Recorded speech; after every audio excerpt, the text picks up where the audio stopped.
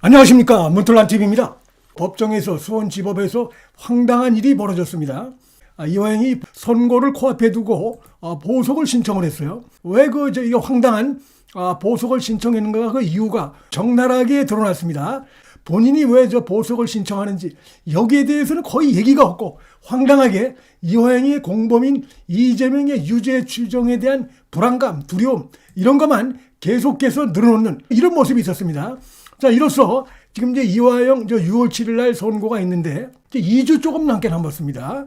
거기에 그 선고 내용에 그 부분이 어떻게 담길 것인가, 이게 이제 최대의 관심사인데, 매우 어리석게 그 이화영 측 이 변호인이 나와가지고 말이죠, 사실상 자기 입으로 자, 이화영의 유죄는 이재명의 유죄를 추정하는 겁니다, 재판장님. 그러니 자, 선고문에서 뭐 이재명 부분을 빼달라는 겁니까? 말이 됩니까? 되지가 않는 것이죠. 지금까지 재판이 쭉 진행되어 오면서 거기서 나왔던 얘기들이 있기 때문에 결국 이게 지금 이재명이 얼마나 불안해하고 있는가, 이 부분을 드러내는 것이고, 이화영이 이런 이 보석 신청 의도가 이화영의 보석 이것이 아니고, 결국 이제 선고일 앞두고 한 번이라도 더 법정에서 사실상 이 신진호 부장판사를 회의하고 겁박하는 태도로 봅니다.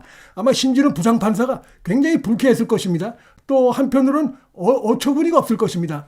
이들이 자기 입으로 이 재판장 앞에서 재판장이 지금 가장 쟁점으로 생각하고 있는 부분, 그 부분에 대해서 스스로 실토한 겁니다. 재판장님, 지금 이화영의 유죄는 곧 이재명의 유죄입니다 라는 얘기를 스스로 실토했기 때문에 재판장은 오히려 더 가볍게 그 부분에 대해서 힘을 줘서 선고를 할 수 있게 됐다. 자, 이렇게 말씀을 드리겠는데, 그럼 자신이 왜 보석을 청구하는지, 건강이 어떤지, 이런 걸 얘기하는 것이 상식인데 그런 얘기는 거의 없습니다. 참 징그럽다, 이 생각이 들 겁니다.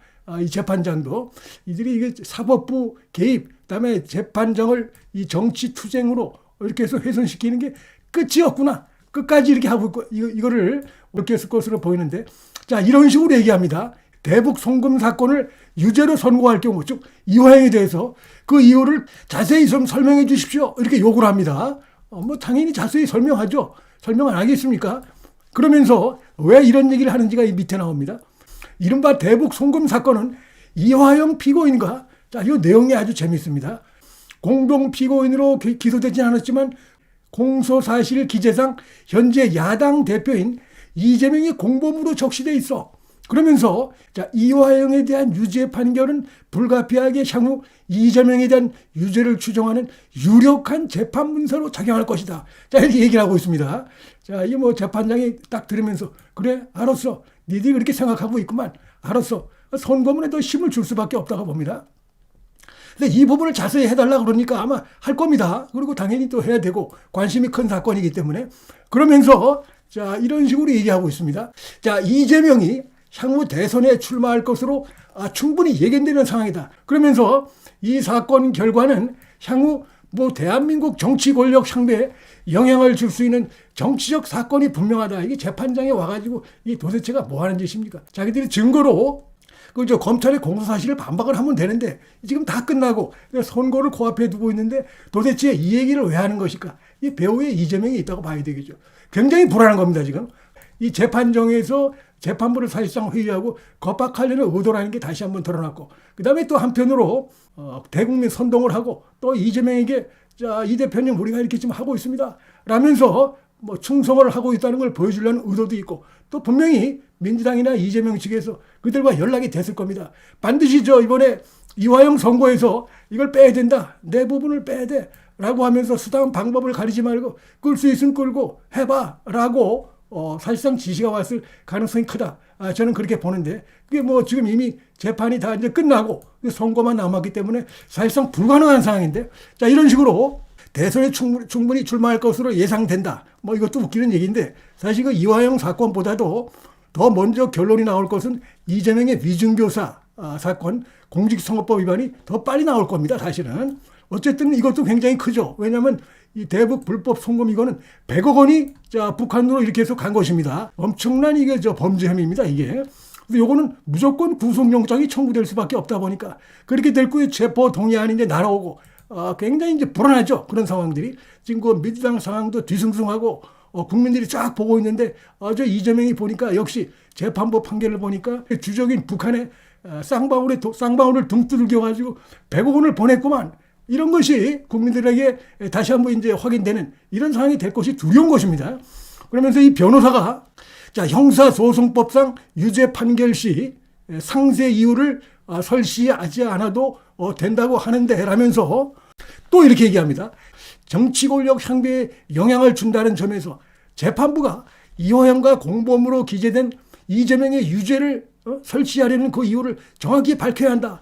이 말을 들어보면 틀림없이 지금 신준호 부장판사가 이호영 선고문에 공범으로 이재명이 결국은 관련돼 있고 한다는 것을 틀림없이 선고문에 담을 것이다. 스스로가 아는 겁니다. 이게 자신들이 지은 죄를 자신들이 아는 거예요. 도둑이 재발적여가지고 한마디로 법정에 와서 이런 얘기를 하고 있는데 이게 어떻게 보면 재무돈 파는 행동입니다. 이게 상당히 불쾌할 겁니다. 지금 재판부도. 그래서 정확히 밝혀달라고 하니까 밝히면 됩니다. 자, 그러면서 또 이런 황당한 얘기를 하고 있어요. 자, 이 사건 기록이 방대, 지금 대장동에 비하면 뭐 아무것도 아닌데 꼼꼼하게 검토할 시간을 가져야 한다. 라면서 또 황당한 요구를 합니다. 피고인 건강이 대단히 안 좋으므로 설령 유죄 판결을 내리더라도 자, 이게 지금 이겁니다. 일단 보석을 허가해 건강을 회복한 후에 선고받을 수 있도록 해달라. 이런 게 있습니까? 자, 지금 건강이 안 좋기 때문에 6월 7일 날 하지 말고 일단 이화영부터 먼저 보석을 해주고 건강이 다 회복된 다음에 다시 날짜를 잡아서 1심 선고 기일을 잡아서 선고해라. 이런 요구가 있습니까? 도대체가 이게 완전히 말도 안 된다는 얘기를 그들 스스로가 알 수밖에 없는데 그만큼 좀 불안감, 초조감을 드러낸 것이고 정작 이제 이게 딱 하나 요거밖에 없어요. 왜 보석을 신청했는가? 이유는 요거 하나입니다. 의사가 위, 대장 내시경을 다시 해보자고 했다. 이게 지금 보석을 신청해달라는 이유가 됩니까? 이게 말이 됩니까? 해보고 뭐 다시 해보자 이런 얘기 할 수 있는 것이죠. 이게 그리고 눈꺼풀이 심하게 떨려. 평소에 사람들이 눈꺼풀이 떨릴 수가 있습니다. 피곤하면 뭐 책을 읽기가 어렵다. 공황성 장애가 느껴진다. 선처해 주셔서 치료할 기회를 달라. 라면서 이 정도 가지고 보석을 신청해 달라. 그래서 건강이 회복된 다음에 6월 7일 날 하지 말고 날짜를 다시 잡아서 뭡니까? 이화영 선고를 해달라. 시간을 끌겠다 이겁니다. 지금까지 그렇게 시간을 끌어왔습니다. 이들이.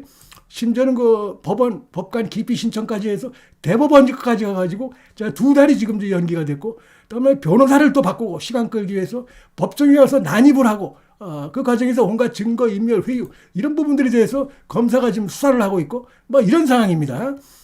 끝까지 하여튼 날짜가 잡혀 있는데 이 상황에서까지 이런 식으로 지금 시간을 끌려고 하는 그들의 극도의 불안감 이런 부분을 드러냈다가 보는데 검찰이 강력하게 자, 이들이 지금 와가지고 그 사유에 대해서 얘기를 해야 되는데 지금 엉뚱한 얘기를 하고 있단 말이죠. 집중을 하지 않고 엉뚱한 얘기를 하고 있다. 그런데 정치 얘기만 하고 있다. 그 다음에 지금 정작 필요한 보석 청구 사유에 대해서는 얘기도 하지 않고 있다. 어떤 조건으로 석방해야 하는지도 말하지도 않고 있다.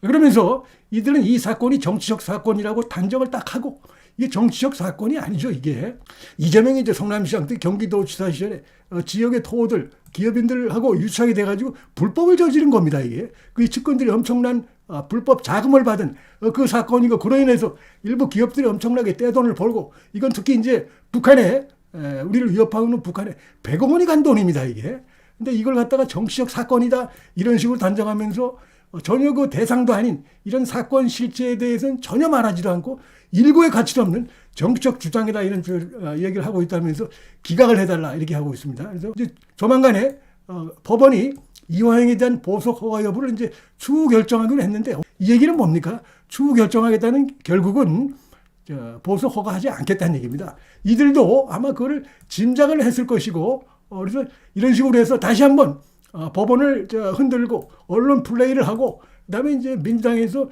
어떻게든지 하여튼 실호라 하나라도 잡기 위해서 지금 길을 쓴 발작을 하고 있는 것인데 법정에서 이화영 측이 보인 이런 행동은 결국 이화영의 범죄 이거로 이재명의 범죄고 이화영의 선고는 곧 이재명에 대해서 유죄로 갈 수밖에 없기 때문에 이재명이 상당히 불리할 수밖에 없다.